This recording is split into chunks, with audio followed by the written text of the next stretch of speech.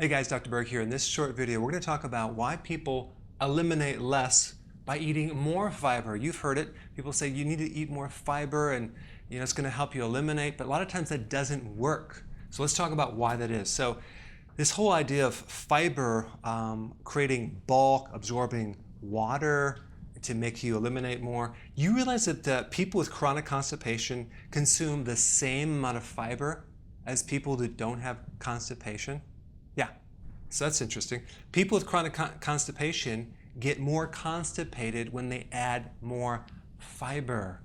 There's also a small amount of clients that I have where I put them on 7 to 10 cups of vegetables and they get completely constipated. So there are certain people that just don't have the microbes to digest all that fiber.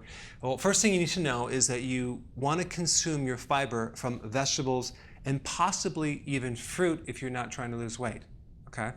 Now, let's say you're really constipated and you do have a weight problem and you've tried everything. Well, I'm okay with you doing fruit because there are certain types of fibers in the fruit that do create elimination, like prunes, for example. So I have no problem with that because it's much more important to eliminate than to be constipated, especially if you're trying to lose weight, okay? But here's the thing, if you consume all your fiber from fruit, and by the way, the recommended amount of fiber that even the USDA is recommending is 35 grams of fiber per day. If you do that from fruit, that's 143 grams of sugar. That's 10 teaspoons of sugar every single day. Well, that's actually probably even better than the average American who consumes 31 teaspoons of sugar every single day. But still, that's way too much sugar. So you don't want to do all fruit. You want to do mainly vegetable. In fact, try not to do any fruit if you don't have to. But vegetable is the best fiber. Now, I consume at least probably 10 to 15 cups of vegetables a day, but I've been doing it for a long time, so my system can process these fibers. So you might want to start off small and gradually increase, but if you bloat with especially kale, then you better back off and try something else because it's way more important to not bloat than to consume kale, okay? And the other thing is that if you're drinking a lot of water, if you're drinking too much water, which by the way will dehydrate your stool, and the reason for that is that plain water will flush out sometimes potassium and other electrolytes that you need to actually hydrate the colon.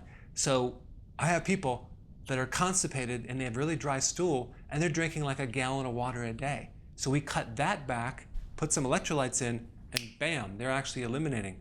One of the most important minerals for, it's called peristalsis, which is the pumping action of the colon, is potassium.